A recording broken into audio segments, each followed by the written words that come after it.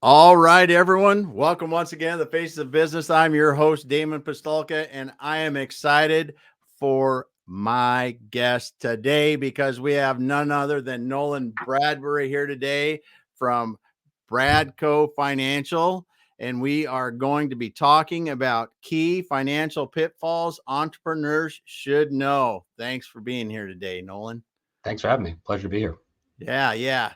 Well, it's always great when we can start out our show and talk about your history, learn a Mm. bit about, Bradfield Accounting Advisory, what got you into this, and what do you like to be doing every day helping people?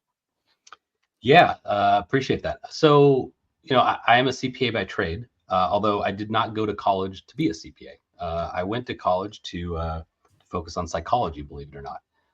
And I share that because that I think informs a lot of the way that I view finances and accounting in particular.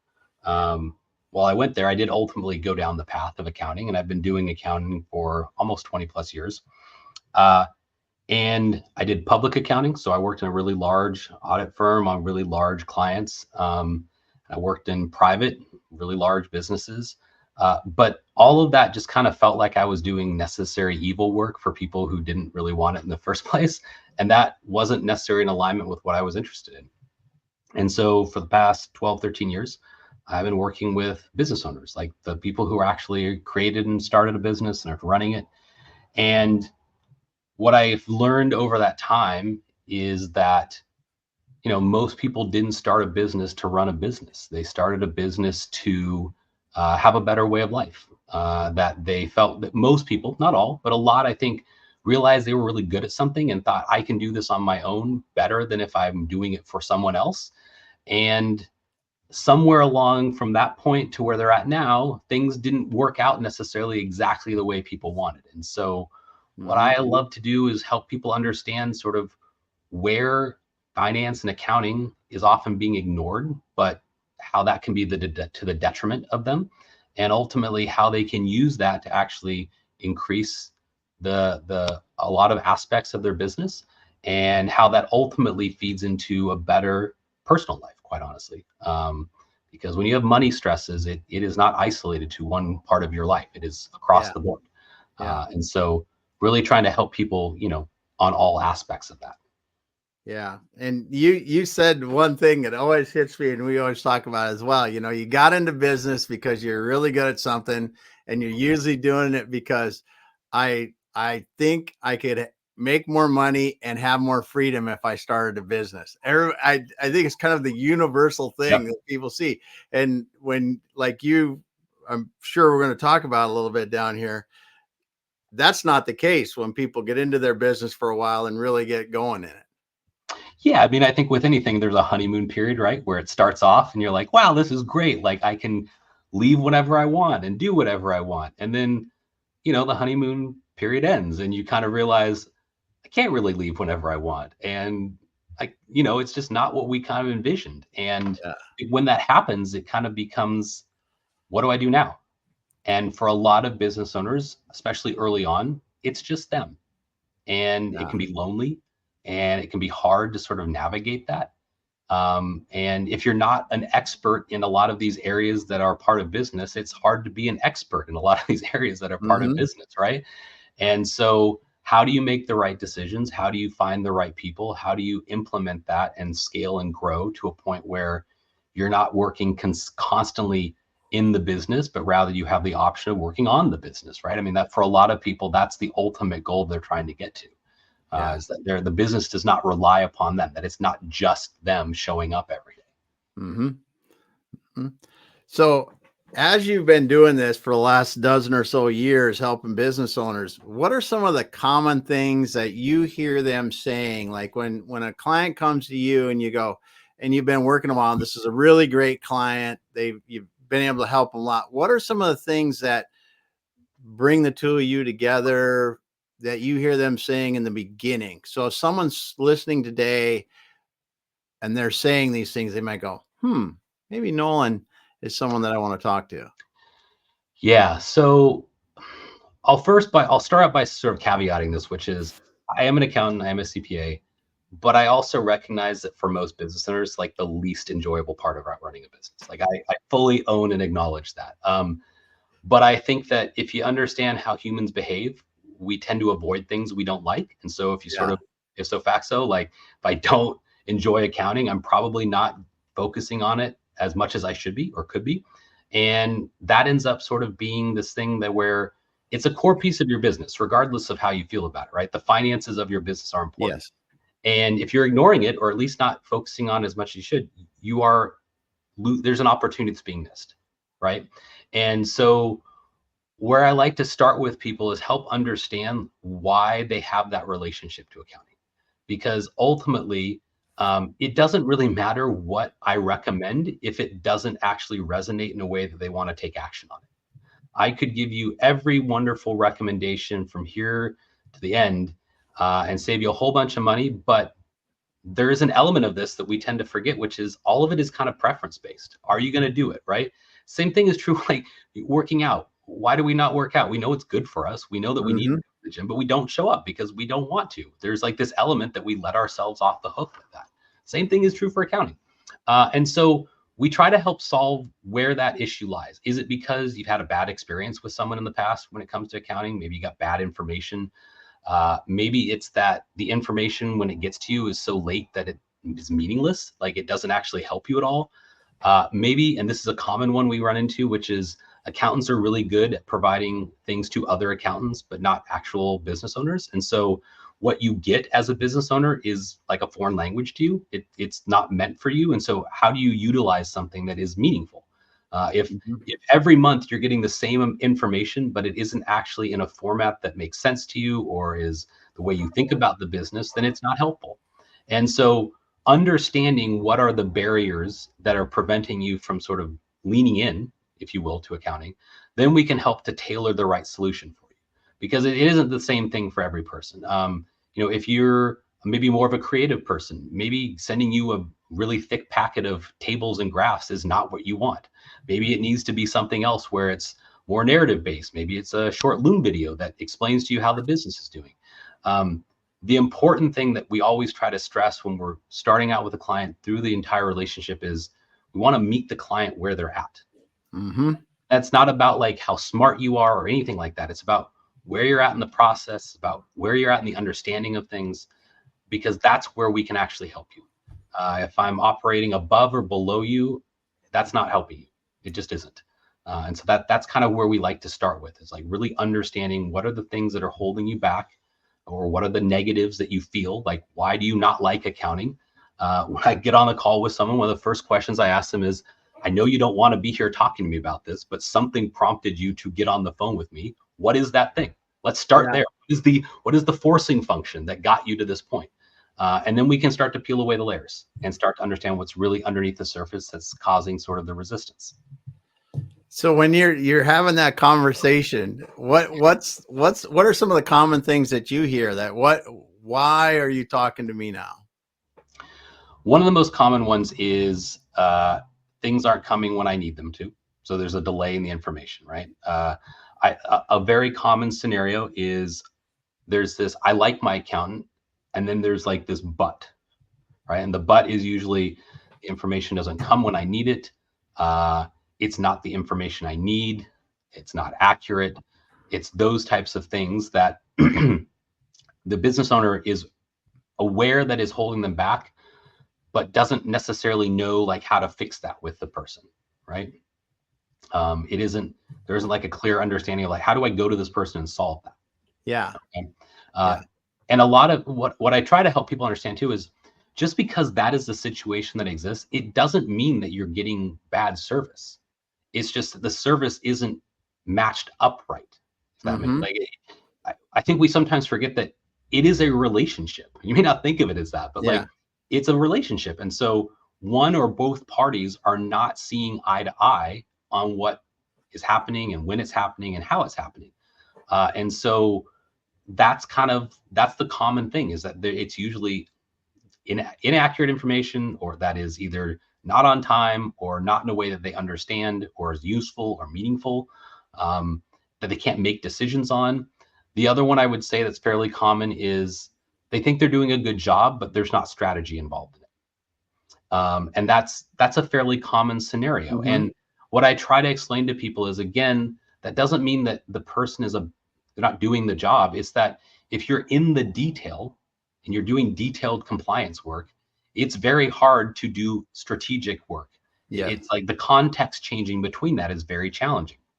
And for most professionals, they're going to start by solving the compliance work. One, because that's a little bit easier usually. And two, there's the most liability and exposure for them. Yeah. And so they focus their time and energy on that. And then what's left becomes strategy. But what often is left is not very much. And so that leaves the client with this feeling or experience like, I just don't feel like I'm getting the thing I signed up for. And the reality is, in a lot of cases, they usually aren't. Not because the person is not good at their job, but just because of the way the whole machine is kind of constructed. Yeah. Yep. So as you're helping people sort things out, what are some of the things that you find that are common threads that you go, okay, this is something that we usually start because this is one of the places that will help us to really get things going right from here? Yeah, it may seem obvious, but that doesn't make it less true, right? Which is a lot of the times what people want is the strategy.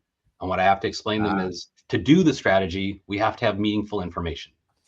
If, to use the phrase, right, garbage in, garbage out. If Yep. the best professional in the world, if you give them bad information, they will give you bad recommendations. It doesn't matter, right? Because what they're basing their recommendation on is not accurate. And so where we have to start is the underlying data and information correct? And there's a lot of different ways to cut and splice that. So correct can mean, is it accurate? Like, is it the right number? Is it complete? Meaning, do you have all of the numbers? Is there ownership attached to it? Meaning, like, are the things in your financials actually yours in the first place? Like those types of things have a very large impact on what your situation is and what strategies and recommendations can be made at the end of the day. And so we start by looking at their accounting software and what's the underlying financial reports. Where we start with most of our business clients is, let's do an assessment of what you have. Let's just like lay it out there. It's factual in nature. There's no opinion to it. It's like, here's what we see, and based upon that, here are some recommendations. And in order to be able to really do the next step, you need to have this foundation in place, right? And so that's where we try to start the conversation with. And I think it makes it, we do that not only because of the foundational component, but I think it also makes it easier for the client to understand maybe why they're experiencing the issues that we talked about up at the front, right? Like, if the data you're getting doesn't make sense to you, and then you find out that a lot of the information is not correct, well, that kind of makes more sense now, right? Like, you go, oh, well, that A plus B equals C in that scenario. Like, I understand how I got there. So that's where we start at with things. And then from that, once we have meaningful data, then we help construct the right reporting environment. So you can have great data, but if it isn't coming out in a meaningful way, the data is useless, right? You can have all the numbers in all the right places, but if the reports you're getting, then the metrics that you're getting aren't the right ones, then you're not actually able to do anything meaningful with it. So in short, is the data decision useful? Because where I ultimately want people to be with any decision that they have is that they understand what the data is telling them is the quote unquote right answer. And then it's their choice to decide, do I follow that, or is there some other factor that I need to use to evaluate the decision? So I don't have a problem when I'm meeting with clients and we're talking about strategic decisions that they disagree with me and want to do something else, so long as they know that that's the decision they're making. So it's a conscious decision, not an unconscious one, right? The thing that oftentimes is happening that gets businesses in trouble is they're making unconscious strategic decisions. Meaning they don't actually understand, like, the underlying information is telling them something different. And as a result of that, they are unknowingly making the wrong decision. Yeah. And that's the scenario we have to get them away from. And it's not their fault necessarily or anything like that. It's just a function of you have to be able to rely upon what you have to tell the right story. And then at that point, you can inject intuition, gut, industry experience, other things that maybe aren't quantifiable within the data itself to make the ultimate right strategic choice. Yeah, it is.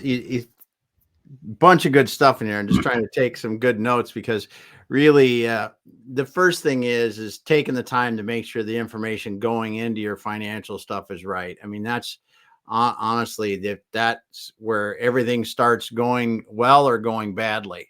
And that is it is a key point for sure. And then, as you said, the reporting that doesn't make any sense to anyone is useless. And even if it is good data, once you know that. So, and then at the end, you were talking about if you don't have if your reporting's bad, your data in's bad, you know, the data you're using for decisions is not going to allow you to make the best decisions because it's not the best data or not the right data. So what are some of the things that you see happening when people start to go, oh, we start to get the data better, we start to get some reporting things happening? What are some of the aha moments that you hear from people as you're starting to work through this process? Yeah. So one of the first things is I actually start getting a different type of question from the client. So early on, the question is like, what is revenue? What was my profit? Very sort of like basic, like one word sort of answers. And then there's this tipping point where after they start to get I'll say the right data or more meaningful data, and it's coming to them in a more meaningful way, they start to actually see the business in the way they see the business, meaning that like the data is now aligned with their viewpoint. And so what we then, the questions that start getting asked at that stage are, what is the relationship between this particular cost here and the product that I'm selling it at? And it's like the next level of the question. It's like, it's not just a black and white, right or wrong number. There's a strategic question behind the question, right? And that's where I start seeing there's this leaning in that occurs from people. They're now embracing the data because they can see the value in it and what it's telling them. And oftentimes that conversation, it's really exciting actually, because now you are at a stage where you can actually really drive helpful change for the client. I'm always sort of not amazed, but like the thing we see a lot is when we start to get to that stage, the difference between what the business thinks is their most profitable item versus what oftentimes is their most profitable item. I would say it's more often than you might think that the sort of ancillary product B, if you will, is more profitable than product A, but all of the resources within the business are focused on driving people to product A. And so when you stop and look at that, you have to go, well, are we misusing our resources? Is part of the reason why our profitability isn't where it could be because we're putting our energy behind the wrong product? Or have we not positioned the products together in the right way? It starts to give you data to ask the questions about how the business is operating, to then really dig into other areas of the business. It isn't meant, like, data isn't meant to tell you the answer all the time, right? It's kind of meant to more be indicators, flags of like where you need to go look and what you need to be asking. And that's where you start to really get the answers that can make really significant positive change. Yeah, that's for sure. Because when you can start to see some areas that are really good or really bad or in between that you want to move one way or the other, the data kind of helps you get into those areas and really see. I want to say really quick, we got Ria here today. Thanks for stopping by today. And we got Omalade is here today. Thanks for being here. So appreciate that. Appreciate the comments. The interesting how you say that the level of questions change, because I love that part of it. When you can start to focus on not just revenue or profits, but really what is generating the profits. And that's that, as you said, some of the things that generate profits that we think generate the profits aren't not generating the profits. But when you really understand what parts of your business are making you the money, then you can make the biggest impact with your business. Yeah. And I think part of that evolution too is what is the data you're looking at? And what I mean by that is early on, it's a lot of what I'll call stock financial information, P&L, maybe a statement of cash flow, stuff that like you're used to most businesses. You think that as a business, you need to be reviewing. But as we progress, what we start to get is sort of this natural occurring KPI list or metrics, right? Of that, excuse me, that indicate like the key components of the business and that tell you if something is off or on track. And those metrics and those KPIs, they shift away from just being true financial numbers to being operational in nature, headcount in nature. A common one, like we start looking at sales, people start looking upstream from like where the financials are telling us. And what we end up getting is this very nice picture of the whole of the business, not just this one like section viewed in this one way. And that then makes it a lot easier to have a quick view of like, how are we tracking? What is the data telling us? And, again, a lot of this, it shifts over time. But what I see a lot in the beginning is you see these chart of accounts, so these profit and loss statements that have hundreds of accounts on them, right? And there's granularity down to the point where sometimes there's an account that is like a specific vendor. You'll see Costco on there, or like Zoom, and they all have their own accounts. And the unfortunate thing about that is that on the surface, when you do that, you think that that's going to give you better visibility. But then what you get is this like 8-page report, and you're just flipping back and forth trying to find these numbers, and it just becomes white noise. So what we want to be able to get to, right, is like, what can I tell you in one page, ideally less, that encapsulates all of your business?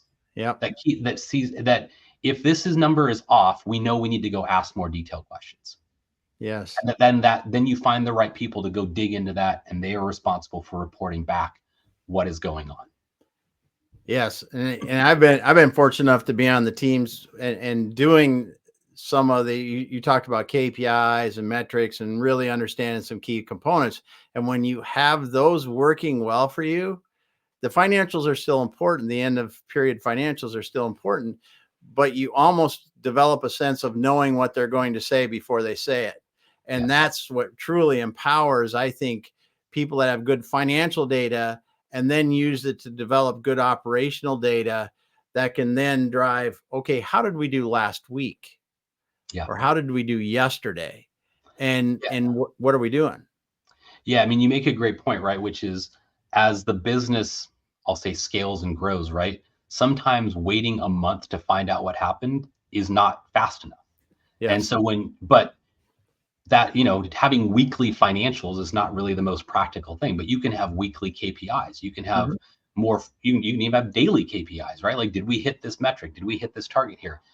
And that becomes a bit more real time in data, and it gives you better opportunity to course correct should you need to. One of the concerns a lot of business owners have is they get to the 5th, 6th of the next month, and they find out that last month wasn't great. Well, at that point, it's a little too late. By the time you identify what the issue is and you make the change, now you're at the end of the next month, and you're into the following month, and sometimes you're 2 months away from the original problem.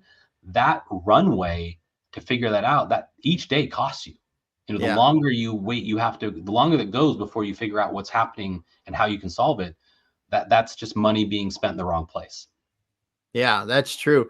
And I love it when people can get their businesses onto the weekly KPIs, because what that does is it allows your operational team, your executives, to really understand, how are we doing now? And just as you said, make adjustments 3 or 4 times or 5 times even in a month that really can make a huge difference in the overall. Yep. And with that better data, right, then one of the common questions we get a lot is like, it helps solve, when do I need to hire the next person? When do I add the next resource? Because that then ties back to what we were kind of talking about at the beginning, which is the whole freedom part, right? So how do you create freedom for yourself? Well, it's the ability to hire other people to do the work that you don't need to do. And early on, there's this perception from business owners that, well, I got to do all of it. I can't hand this off. I don't have the money to hand this off. It's hard to know if you have the money when you don't have any information. And part of it is like, the Dan Martell talks about buy back your time, in terms of like, what is your cost? What is the cost then that you should be willing to pay anyone else to do that work on your behalf?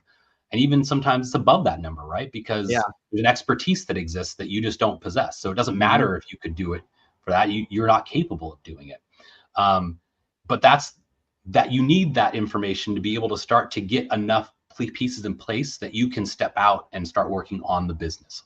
Yeah. And when you can start doing that, then you talk about building a business that starts to generate its own independent value of the owner too, which is obviously something that we'll discuss here in a moment and you work with a lot. But that's this whole thing where you're talking about is really, it starts with good basic information. It works into good basic financial reporting, and then you work into the more operational, more frequent KPIs to be able to um, get the improvement cycle down a lot Yep. shorter. We Yep. used to, and when we work with e-commerce companies, we are typically going, you're looking at the sales every day, but you're looking at the gross margin profitability at least on a weekly basis, because things can change very quickly in the electronic type markets like that, because things are moving, you don't see it. Yep. It's not like you see 7 trucks backed up to the dock. A lot of times with e-commerce, it's just happening because you've got warehouses everywhere all over, and it doesn't. Especially if you're doing something like an FBA thing in Amazon, it's all electronic, and if you're not on top of it, things can happen very quickly. So 100%. Yeah. yeah. 100%. So what are some of the things that you really enjoy about what you get to do? So, we've talked about some of them. It sounds kind of cheesy, but I love the evolution in the relationship, meaning that like from Mhm. when you start working with someone and you identify what is that thing that they're coming to talk to you about, what is that forcing function that got them to talk to you about this thing that they're not excited about, and then you get down the path and they're actually excited to talk to you about it Yeah. because they understand it, and they bought in, and they see the value in this, and that accounting and finance and taxes, they don't have to be a cost center. They can be something that drives real value within the business and helps Yes. identify areas for value in the business. And that's not like a selfish thing in terms of like, oh, my area is important, more important than other areas of the business. It's just I love to see that sort of growth in someone, that they've learned something new and that they're utilizing it in a meaningful way. And then when you see that actually deliver bottom line results for them, I mean, it's awesome. Like telling someone that they can take home an extra $50,000 next month because their profits were that great. Like that's awesome. Like, Yeah. I mean, there's It no other really way to is. put it. Like, it's just a really great thing to sort of be able to talk about with someone. Yeah. Because, as we kind of talked about up front as well, like the personal side of it is hugely impactful into the business side of it. Mhm.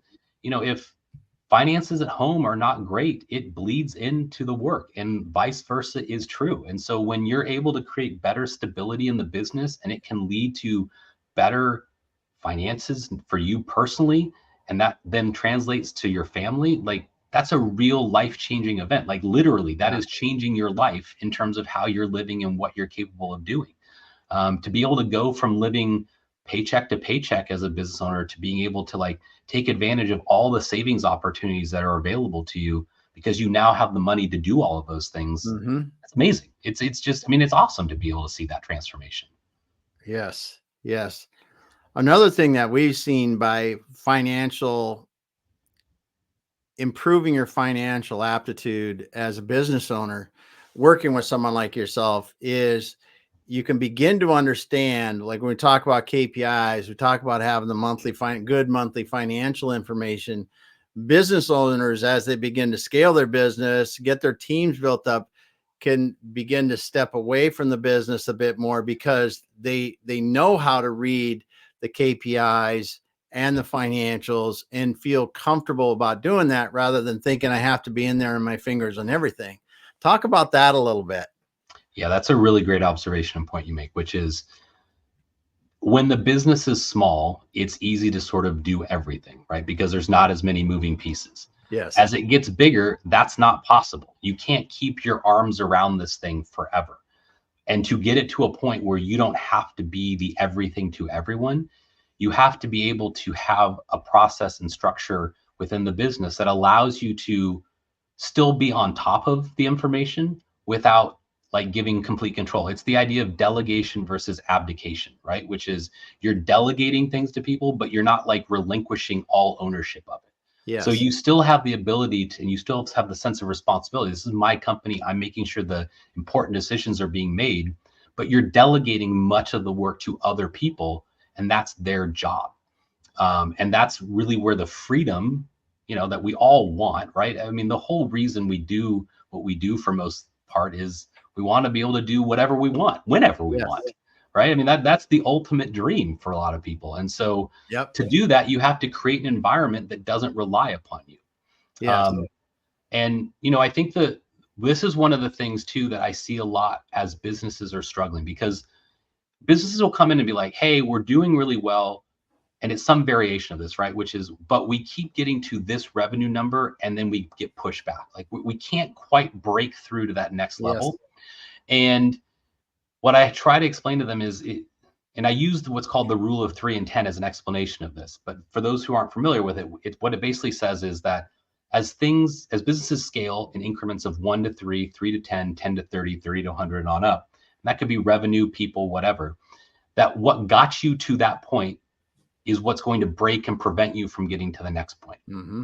And so it sounds really simple and basic, but even though it's not, which is when someone's a $2 million business and they're trying to get to $3 million, the reason most often that they're not a $3 million business is because they're not behaving like a $3 million business. Yeah. And that's not easy to do. Don't get me wrong. Like, I'm not saying, oh, just change what you're doing. But if you're doing the things that got you to be a successful $2 million business, we can't just assume that that's going to scale in the same way to the next plateau. Like, it just doesn't work that way. And so as you progress through and as you get bigger, you have to be open to the idea that you have to redesign what got you there. And there can't be any sacred cows that of like how that works, right? You have to be able to go like, if I really want to get from 3 million to 10 million, that's a big leap. There's a lot of people that have to come on between those revenue numbers. And there's a lot of work that has to happen to be able to actually scale to that point. Otherwise, you're gonna keep kind of petering out and really overexhaust yourself at like these various points along the way, because you just keep running into the same problem, which is you have natural barriers within your business that are preventing you from getting any bigger efficiently. Mm-hmm. Yeah, and that you make a great point about the plateauing, and that's oftentimes where we get called from an operational standpoint, because we're talking to an owner and they're like, I'm contemplating my exit, and they look at the value of the business and it's like, well, it's not what I need it to be, but I don't know, I've tried to get bigger or tried to get more profitable. I really can't do it. And the biggest apprehension is going back inside and doing some of the things you're talking about. It's like, listen, and it's oftentimes it's simple things. It's like you may not be able to continue expanding with the same kind of sales systems that you're using, as far as people, as far as, are you digital based, or is it, going down to your local chamber of commerce? That's how we've always done it. Whatever the things are that you need to change, or it could be on the backside that we've never really thought about how, enhancing our customer service would make a big difference, because that's, really not been a focus for us. There's just so many things that you have to look at, and some of them are honestly pretty painful. Yes. Yeah. Like, to simplify, I think you would agree with me on this, right? To break it down, if you're a business, let's say you're a single person and you're a doctor or a dentist or something, and it's just you in this very simple example, right? And you're making $500,000. And you're like, I want to get to $1 million. If you change nothing about how you're doing the business, you have one solution to get to $1 million, and that is raise prices. That's the only thing you can do if you're willing to change nothing else about how you do your work. Mm-hmm. And at some point that runs out. People will stop like accepting like the pay increases, right? And so by default, you have to do something else. You have to add people to do additional work. You have to add capacity. You have to find efficiencies to do things for less so that you can make more on the same thing. Like, and it isn't one thing. It's all of those things in tandem you have to do, right? But we sort of visualize the opposite, which is we sit here and we go, wow, I got to this point of doing $500,000 by myself. If I double this by next year, I'll be making $1 million. And there's no way that's happening. It's just not possible. Like, I mean, I wish it was, but like the laws of the market are not going to allow you to just triple your prices to get you to what you want to and do nothing else differently. Yes. It just doesn't work that way. Yeah, it does not. I want to say, Diane has been here a while. Thanks for dropping the comments, Diane. Appreciate them. And she was talking about a while ago the cost of waiting too long when we were talking about waiting to the end of the financial statements. But you're right that the whole thing in this is, to get to the new places you want to go with the business and to move past these plateaus, it is a it is a continuous process. Yes. And as soon as you stop thinking about, okay, how are we going to sell better, more, how are we going to do that? And if we stop and say, well, we're doing pretty good with our sales and we're just not going to mess, we're not going to mess with something because it's working, it's going to run out. Yeah. And when we talk to clients about things like this, we look at, there are things that have beginning and end, whether we like to realize it or not. And sales is a great thing because we can say, listen, we're growing, like you said. I'm a single person business and I've went from 0 to whatever this right here. But when I get about so far, that's not going any further. So we have to do something else, and that'll take us so far. And the next thing will take us so far. Yes. So when we're talking and we're preparing businesses for sale, one of the big things that we look at is, okay, if we do this initiative and it's going to change our value like this, how long do we think that's going to last and how far is that going to go? Because what happens when you get towards the end of that or get about halfway into that in the business sale process, you better be on the market and getting ready to sell, because if you're at the end and things are flattening out and that's when you're going on the market with a business, it's not nearly as attractive as if you're in the growth phase and everything's going. And that happens with internal systems, that happens with, supply chains. There's all these things that it runs into in a business, not just what I'm talking about. And Yes. so when you look at that, what are some of the pain points that you guys see in the accounting side of it that you go, okay, we're plateaued, and you go, you're right, because here are a couple things we see in your accounting system, bookkeeping, whatever you're looking at? Yeah, I would say the number one and most common, like if you're playing Family Feud, number one answer, right, is going to Yeah.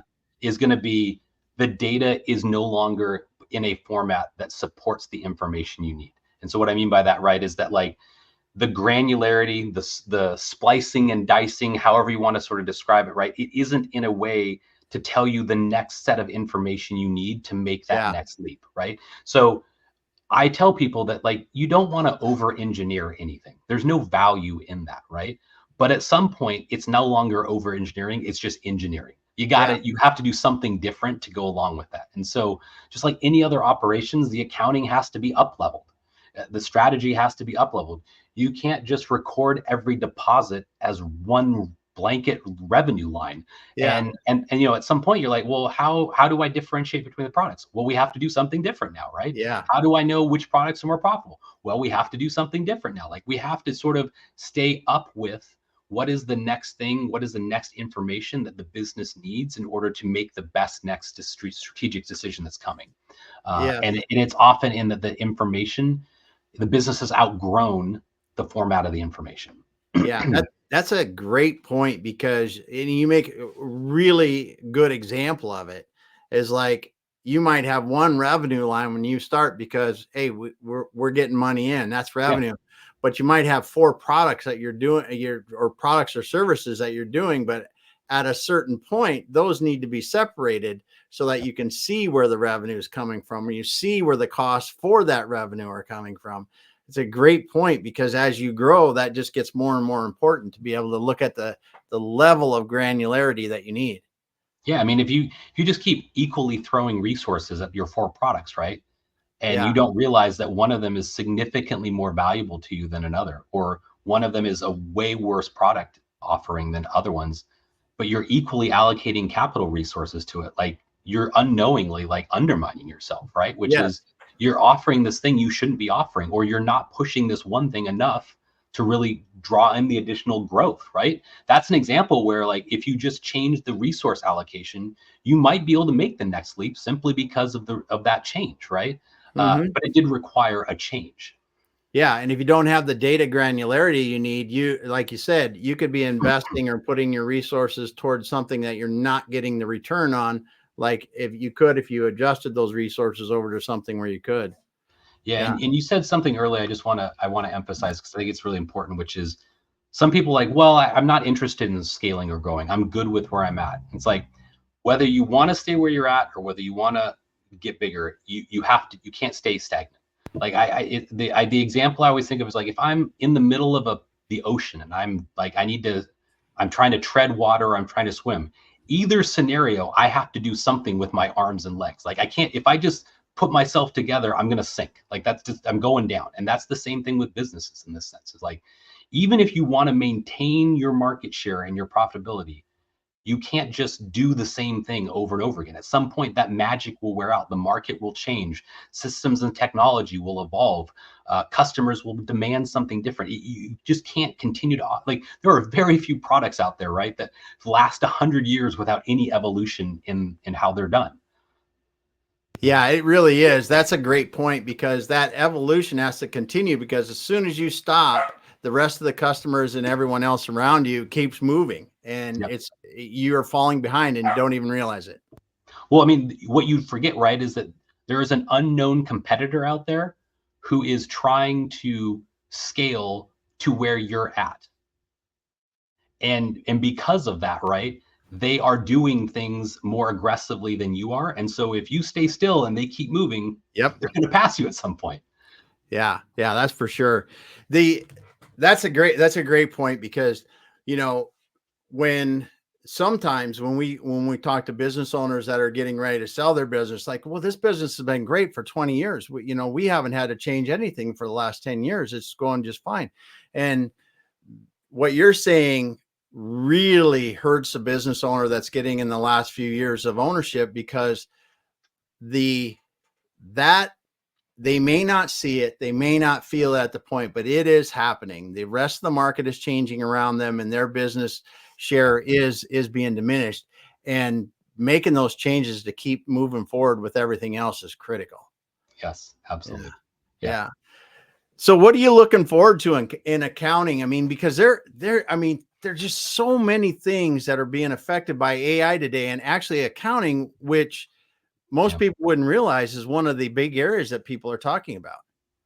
Yeah, I mean, really, any area right now that has a lot of manual processes is an area that is, is exposed for automation, right? Like Yeah. something can learn patterns easily. Transaction recording, any things of those nature.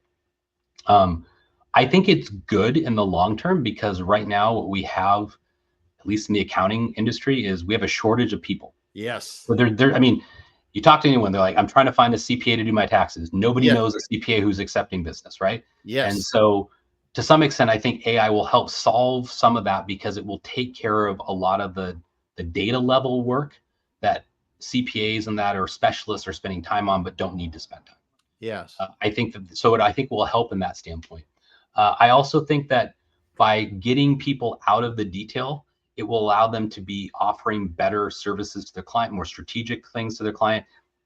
It's a bit of a forcing function for people to like do the better work, the work they Yes. probably want to do anyway, Yes. than just sort of like the more data entry type work. So I think it's good in the long term. I think that, depending upon where you sit in that industry, you may be a greater vulnerability Mhm. to sort of AI cutting in, but that doesn't. I don't subscribe to the idea that AI is like the end all, and that No. just because it can improve an area that it's going to take away everyone's job. I mean, like just like we see it evolve, something else will evolve out of it. We just Yes. don't know what that thing is yet. Yes. And so it doesn't mean that there won't be job losses, and that isn't unfortunate. Like, I don't mean to like sort of gloss over that, but I think, as with anything, it is an evolution in an industry. We Yeah. see this over time, right? I mean, steam engines to like everything progresses through time. There's Yes. no sort of stopping. So to me, it's just with the next phase of that. I mean, it wasn't that long ago. I mean, I'm not that old, I'd like to think, and it wasn't until high school the internet was even a thing. Yes. And now that's like unthinkable. We thought, oh, the internet's gonna like completely damage the way people do business. No, we just evolved to do business differently, and I think that Mhm. will hopefully be the same thing with AI. Yes. And I agree. There's a couple things that it will help is, like you said, allow people to do higher value work and provide better, I guess, suggestions, knowledge, information to their clients in the accounting industry. But it will also help to solve the drastic accounting shortage of talent. I mean, it is not just a little bit; it is a lot. When you can look in these metro areas or even anywhere really, and go, there's no CPAs to do taxes. Yeah. Yeah, 100%. Everyone is, it's not that people aren't accepting. It's just there's way less companies that are, taking on new clients. Yes. And, Yeah. and some of that too is age. The industry is a rather older industry, right? Yes. You have a lot of people, and COVID delayed this a little bit, but you're going to have a lot of people exiting the job market because Yes. they're retiring, and that adds to the crunch of that. Mhm. And I think that this is true not just in the accounting world, but I think it's Oh, true for a there's a lot of lot of them. industries, Yeah. right? It's not unique to that sense. Yeah. Yeah. Good stuff. Well, what do you have coming up that's exciting that you'd like to let the world know? So I'll share. So we talked a lot about sort of the business side of things, Yeah. and I talked about up front how we start there because ultimately we're trying to solve a personal, not problem, but create a better personal sort of situation. And so the thing we didn't necessarily talk too much about, but I want to share because I think it's really exciting, is this idea of sort of fractional family offices for people. So Yeah. as business owners get to that point where the next dollar they make is less important than the way they spend the next hour of their life, then there's an opportunity, right, to basically allow them to buy back part of their personal lifetime, right? Yeah. And so what we what I where I saw this as a problem and where I think it can really help people is you're a business owner, or you're a member in a family that has a business owner, and you got your to-do list, and maybe at the bottom of that to-do list is you got to update your will, or you got to refine some of these things. And guess what? It's always the last thing on your list, because Mhm. even when you get to the bottom of your list, you There's don't want to something else. start that thing. There's something else that you'd rather do. But the problem is, like, again, just like we talked about with accounting, it's an important thing. Nobody denies Yeah. that they need to spend time on it, but the same problems exist, which is you don't know where to start, you don't know who to ask, you don't know what the right thing is. And so what we're offering to people is, as the businesses get sufficient enough and that the business owner can step out, we use the same tools and processes and ideas to help Yeah. implement into their personal lives, so that the same thing exists, right? The same way you would outsource to professionals and experts in the areas of your business, we help do for you as a person, but we take over that responsibility of having to go find all of them, right? Yeah. So we coordinate all that. We make sure that the right things are being done, the right recommendations are being done, with the idea that you kind of get to show up and go, this is what I want to do. We recommend something, you approve it or say, no, I want to do something else. And then we just take it and re-implement it for you. Mhm. And for a lot of people, that removes this huge burden off of their personal life that frees up time and mental capacity to do more important things, be with Yeah. their kids, travel. And it sounds silly to think like, oh, a will prevents me from traveling. That's not what I'm saying. It's just that, like, it's one more thing that keeps you from being fully present in whatever it is you're doing. And so when we talk about what is the goal of being a business owner, is to be free. And Yes. so part of being free is all these other elements of your life as well that sort of are in tandem with that. Yeah, getting those things together. And that is a really valuable service to be able to go, okay, these things I know I need to take care of, but I don't want to dedicate the time to them. And I'm willing to give it to someone that can do a really good job at it. And I still can review the final results and make my decisions, but I don't have to go through the Yeah. effort to get there. And that's a Yeah. great And I think the key thing too, I'll add to this, which is I think it's really important that you have someone different organizing and running all of that than the people doing it, right? We thing. Mhm. talked at the beginning, the compliance versus the strategy. And I think one of the real pieces of value is that you have multiple people working on something. And so you create this sort of natural environment where you get a better chance the right thing is going to pop out. Meaning Yes. that, like, you're not relying upon a singular person or a singular firm to do all of these pieces for you. Yeah.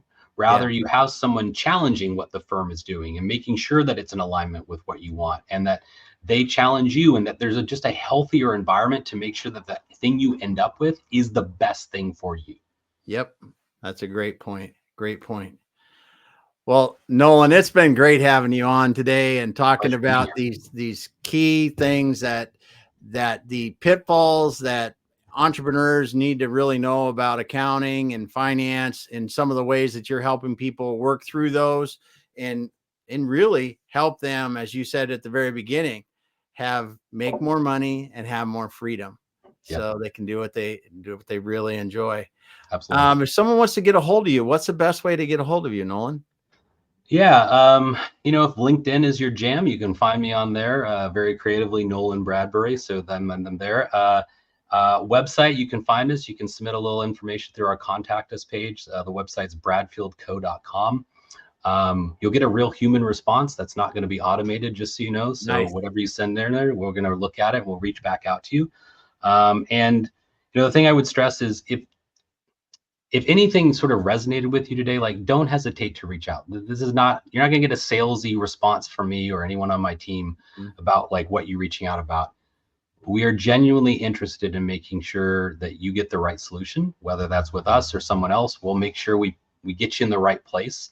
And if we can help you, great. And if we can't, we'll make sure we find someone or point you in the right place to find that person. So don't be shy, reach out. We want to help people. And the best way to do that is to raise your hand and ask for it. Awesome. Awesome. Well, thanks for being here today, Nolan. I want to thank everyone in the comments. Diane, Muhammad came in at the end and said, it's really good. Thanks so much for that. We had Zach and Omalade and Riyadh here today. Thank you. If you came into this show late, go back to the beginning. Nolan dropped a ton of great tips and comments and just information that can really help you as a business owner that's wondering, should I get someone to help me get my finances straightened out? How can I have my finances help me make decisions, better decisions? And how can my finances really help me to scale my business in the future? I think there are a lot of good stuff in there about that. Thanks everyone for being here. Nolan, hang out with me for a second and we'll finish up offline. Thank you.